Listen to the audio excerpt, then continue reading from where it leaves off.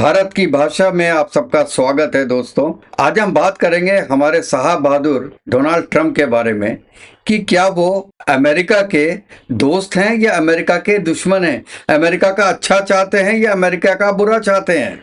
आज उन्होंने अपने ट्रुथ सोशल पर एक पोस्ट किया और उसमें कहा कि it looks like we have lost India and Russia to deepest and darkest China. Mind the words here, darkest China. May they have a long and prosperous future together. उनका कहने का इनडायरेक्ट मतलब यह है कि हिंदुस्तान हमने आपको छोड़ दिया, अब आप चाइना के साथ जाइए। और यही वो चाह रहे थे जब से उनका सेकंड टर्म शुरू हुआ है। Trump was trying to delink USA with India. The reasons are unknown to me. अच्छा, इसके पहले भी देखिए 3 सितंबर को जो फ्रीडम डे परेड हुई थी चाइना में, जिसमें 26 देशों के हेड्स आए थे, उसमें से उन्होंने 2 को सिंगल आउट किया, पुतिन को और नॉर्थ कोरिया के किम को, और फिर जी से बोला कि इन दोनों हेड्स ऑफ स्टेट को हमारी तरफ से बधाई दीजिएगा क्योंकि आप तीनों मिलके यूएसए के अगेंस्ट में कॉन्स्पिरेसी कर रहे हैं, षड्यंत्र कर रहे हैं। दोस्तों, पिछले 6-7 महीने जब से ट्रंप का ये सेकंड टर्म शुरू हुआ है, इन्होंने कितने एनिमीज बना लिए। China, India, Russia, north Korea, Iran, Venezuela, Brazil, Canada, you name it. और कुछ पाइपलाइन में है जिसमें यूरोपियन कंट्रीज हैं, जर्मनी और फ्रांस, और उसके अलावा ऑस्ट्रेलिया, मिडिल ईस्ट, ये लाइन में है दुश्मनी के। तो ये ट्रंप ऐसा कर क्यों रहे हैं? क्या ये जो कैरेट एंड स्टिक वाली जो पॉलिसी अपनाई है यूएसए ने कि मैं बॉस हूं, मैं महाराजा हूं, मेरे सिवा और कुछ नहीं है, तो इसमें केवल स्टिक दिखाई दे रही है, कैरेट दिखाई नहीं दे रहा। लेकिन ट्रंप को ये पता नहीं है कि अब ये यूनिपोलर वर्ड नहीं है, ये मल्टीपोलर वर्ड है जो जयशंकर साहब बार बार बोल रहे हैं। और इसलिए जयशंकर साहब को यूएसए पसंद नहीं करता। ये मैं बहुत बड़ा स्टेटमेंट दे रहा हूं साहब, और वो चाहते हैं कि जयशंकर साहब should leave the place for somebody else. अच्छा, और ट्रंप साहब ने क्या किया? इन्होंने एक अपने बंदे को छोड़ दिया और उस बंदे का नाम है पीटर नेवारो। आप जानते हैं, उनके एडवाइजर हैं, ट्रेड एडवाइजर। वो कभी कहते हैं India in bed with China and Russia उसका, और कभी क्या कहते हैं कि दिस इज मोदी वॉर। अब मुझे समझ में नहीं आता कि यूक्रेन और रशिया 2 कंट्री का नाम है और उनके बीच की जो वॉर है उसका नाम है मोदी वॉर। अरे इंडिया वॉर हो सकता था, या ये बोलते कि पुतिन और जेलेंस्की के बीच में जो वॉर है उसका नाम मोदी वॉर है। तो मोदी साहब को डायरेक्ट यहाँ पे पिन पॉइंट किया जा रहा है ट्रंप एडमिनिस्ट्रेशन की तरफ से। और भी कई एक्शन लिए गए हैं, जैसे H1B वीसास। वो कह रहे हैं ये तो एक स्कैम है जिसमें कि 70% इंडियंस होते हैं। अमेरिकन कंपनीज को कहा जाता है कि इंडियंस को हायर मत करो। मल्टीनेशनल जो कि यूएस मल्टीनेशनल्स हैं, उनसे कहा जाता है कि इंडिया में पैसे मत लगाओ। फिर ट्रंप साहब इंडिया की इकोनॉमी को डेड इकोनॉमी बोलते हैं। ये सब शुरू हुआ है ट्रंप के सेकंड टर्म में। और मैं ये भी कहना चाह रहा हूं कि ये इंडिया पाकिस्तान वॉर के पहले से ही चल रहा है। कुछ लोग ये बोलते हैं कि द मेन रीजन इज कि इंडिया ने माना नहीं कि सीज फायर में यूएसए का हाथ था। This may be one of the reasons, I am not denying that. लेकिन जो एक्शंस थे वो इसके पहले से हो रहे थे। जब हमारे मोदी साहब गए थे यूएस मिलने के लिए, इनके 2 महीने बाद जब इनका स्वेरिंग इन सेरेमनी हुआ था, तो वो बाहर तक लेने नहीं आए थे मोदी जी को, और जो अनऑथराइज लोग थे उनको चेनों से बांध के उन्होंने इंडिया भेजा।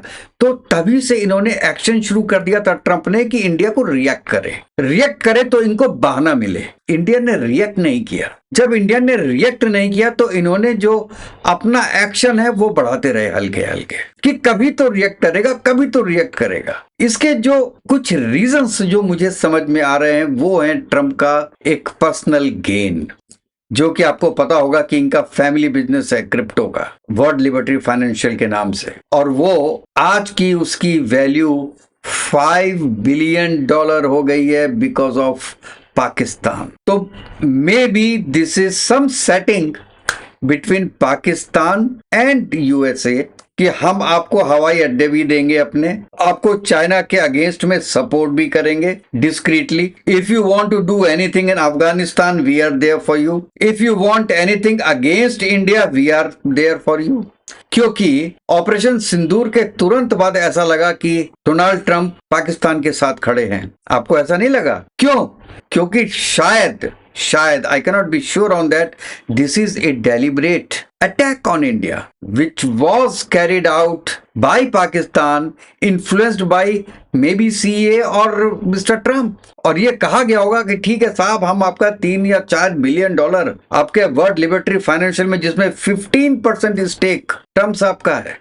ट्रंप साहब जानते हैं साहब, उनको तो 3 साल रहना है, उसके बाद कौन देखेगा उनको? उसके बाद तो पैसे ही चाहिए। अरे साहब, 5 या 6 बिलियन डॉलर कुछ कम होते हैं क्या? और ये बात जैक सिल्वर ने भी बहुत क्लियरली बोली है, जो उनके एनएसए हैं, एनएसए थे मतलब, उनका भी यही कहना है कि जो ये मनी ट्रेल चल रही है, this may be one of the reasons why Trump is against India. अच्छा, कभी कभी वो बोलते हैं, और सेकंड टाइम जो हुआ है, वो जो सीज फायर का वो हुआ है, वो तो आपको पता ही होगा कि अच्छा, एक बात मैं यहाँ पे और बोलना चाहता हूँ आपको।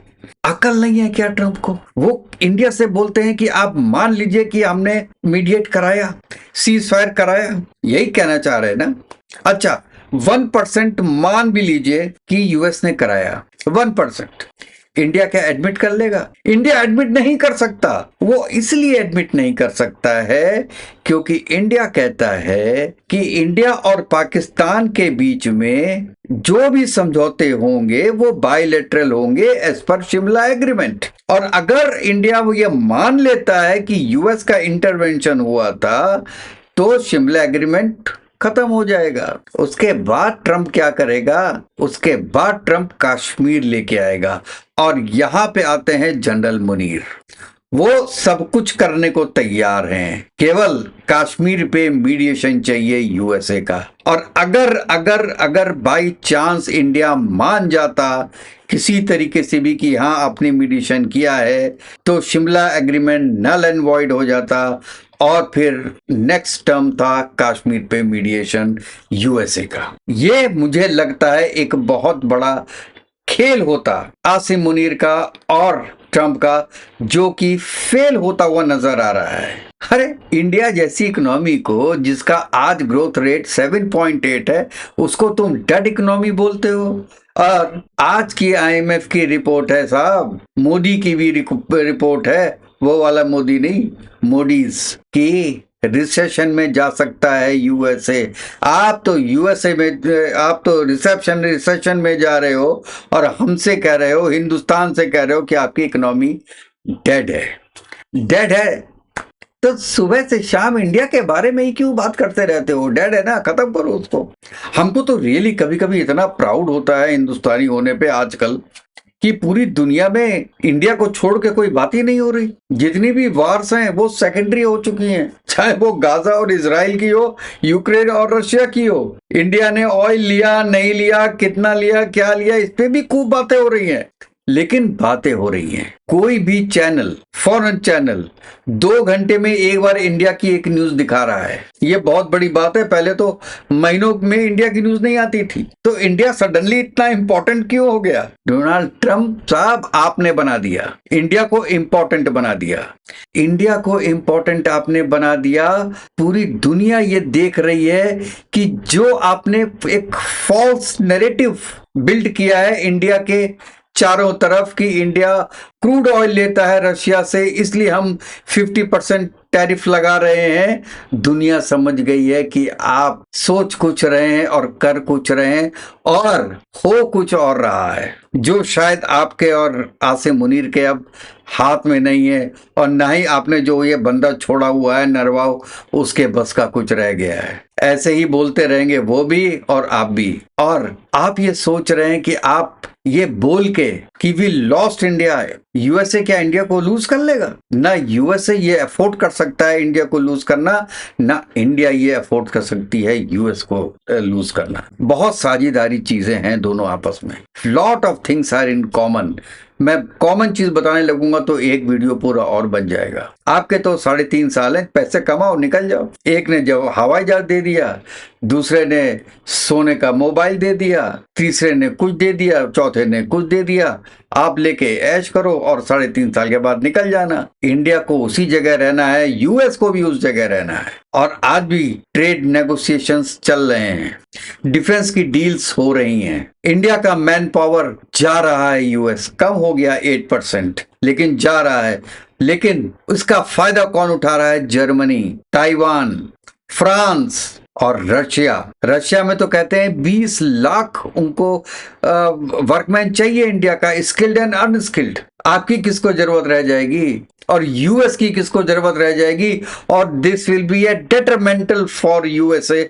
I will make a separate video on that. कि आपको लग रहा है ये बात कि इंडिया के इंजीनियर्स और टेक्नोक्रेट्स को आप हटा दोगे तो आपकी कंट्री चल जाएगी। कुछ समय तो चल सकती है, लेकिन फिर डिटोरेशन शुरू होगा यूएस का, and that will be on cards. That will be on cards and you will see that कि दैट विल हैपन। और इसीलिए मैं कह रहा हूं इंडिया और यूएस का जो आपस में रिलेशन है वो इतनी जल्दी खत्म नहीं होगा, ये चलता रहेगा, आप रहें या ना रहें। और आपको जो एक बहुत अगेंस्ट में आप हैं ब्रिक्स के ग्रुपिंग के और एससीओ के ग्रुपिंग के, कुछ भी ऐसा नहीं है। आप नहीं हैं अगेंस्ट में, आप पूरी दुनिया के अगेंस्ट में हैं, केवल अपनी फैमिली के साथ हैं। और अपनी फैमिली के साथ हैं इसलिए आसिम मुनीर और पाकिस्तान जैसे लोगों के साथ हैं। सीरिया में आप जिलौनी जैसे लोगों के साथ हैं।